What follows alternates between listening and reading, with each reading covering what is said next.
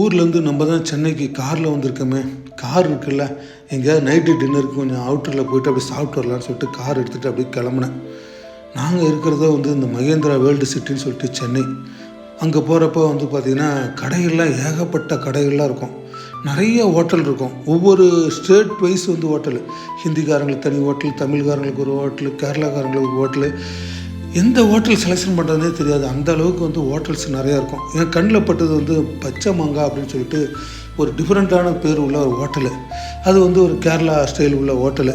சரி, நம்ம ரெகுலராக நிறையா பக்கம் ஹோட்டலில் சாப்பிட்ருக்கோம். இந்த கேரளா ஹோட்டலில் சாப்பிட்டு ரொம்ப நாளாச்சுன்னு சொல்லிட்டு அங்கே தான் நாங்கள் என்ன இருக்குதுன்னு விசாரிக்கிறப்ப ஆப்பம் இருக்குது, வறுவல் இருக்குது அப்படின்னாங்க.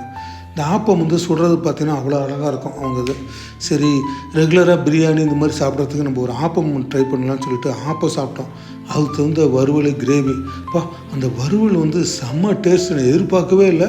அந்த அளவுக்கு அந்த கடையில் டேஸ்ட் பச்சை மாங்காய் அப்படிங்கிற கடையில் சூப்பராக இருந்தது. சரி, கடைசியில் இப்போ கேரளா ஹோட்டலில் பரோட்டா பார்த்திங்கன்னா ரொம்ப ஸ்மூத்தாக மெலிசாக அப்படி போட்டு கொடுப்பாங்க. சாப்பிட்றதுக்கு நல்லா ஈஸியாக இருக்கும். சரின்னு சொல்லிட்டு அது செம்மையாக இருந்தது. சரி, இதெல்லாம் சாப்பிட்டு முடிச்சுட்டு பீஃப் கொண்டாட்டம்னு சொல்லிட்டு ஒரு ஐட்டம் அது கொடுத்தாங்க. நீளமாக கட் பண்ணி அது வறுவல் பண்ணியிருந்தாங்க. சாப்பிட ஹார்டாக இருந்தால் கூட அந்த டேஸ்ட் வித்தியாசமாக இருக்குது. கடைசியில் ஸ்வீட்டுக்கு இந்த பழம்பொரின்னு சொல்லிட்டு ஒரு ஐட்டம். ஏன்னா அந்த காரமாக சாப்பிட்டுட்டு கடைசியில் ஒரு ஸ்வீட் சாப்பிட்டா நல்லா இருக்குமே அப்படின்னு சொல்லிட்டு தான் என்ன ஸ்வீட் இருக்குதுன்னு கேட்குறப்ப பழம்பொரி இருக்குது அப்படின்னாங்க. சரின்னு அந்த பழம்பொரி கொடுத்தாங்க. சாப்பிட்டு என்ன டேஸ்ட்டு தெரியுங்களா? சரி சொல்லிட்டு சாப்பிட்டு அங்கேருந்து கிளம்பிட்டோம்.